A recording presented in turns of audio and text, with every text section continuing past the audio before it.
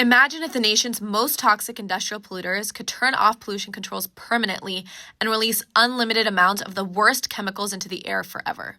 Well, that's exactly what could happen soon if Congress passes a new rollback of Clean Air Act protections. The Clean Air Act, the U.S.'s primary federal air quality law, regulates 187 hazardous pollutants linked to cancer, birth defects, and other devastating health harms. Facilities that emit large amounts of these toxic air pollutants are classified as major sources and are required to follow the maximum achievable control technology standards to report and reduce their emissions. The Clean Air Act reserves its strictest limits for the 7 most toxic chemicals, which include mercury, lead, dioxins, PCBs, and others. These chemicals are extraordinarily harmful, persist in the environment, and build up in human tissues, passing from mothers to their babies. Even the tiniest quantities of these 7 super toxics can trigger cancers and reproductive pathologies.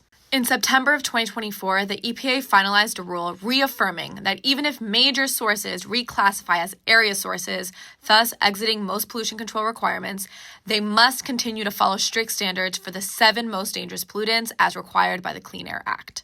But now, some members of Congress are trying to use a tool called the Congressional Review Act, or the CRA, to invalidate this September 2024 rule and to overturn the Clean Air Act protections against the super toxic 7 air pollutants. If the CRA passes, thousands of petrochemical manufacturers, refineries, pesticide factories, and other toxic emitters could turn off pollution controls, discontinue monitoring, and stop reporting their emissions.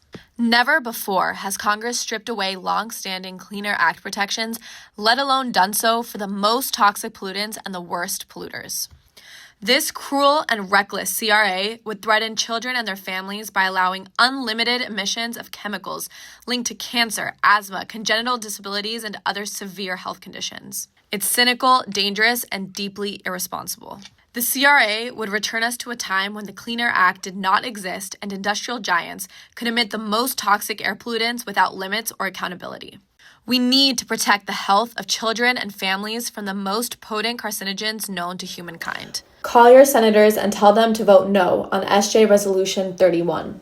And stay tuned to our Moms Clean Air Force channels for more information on how you can help fight for justice in every breath.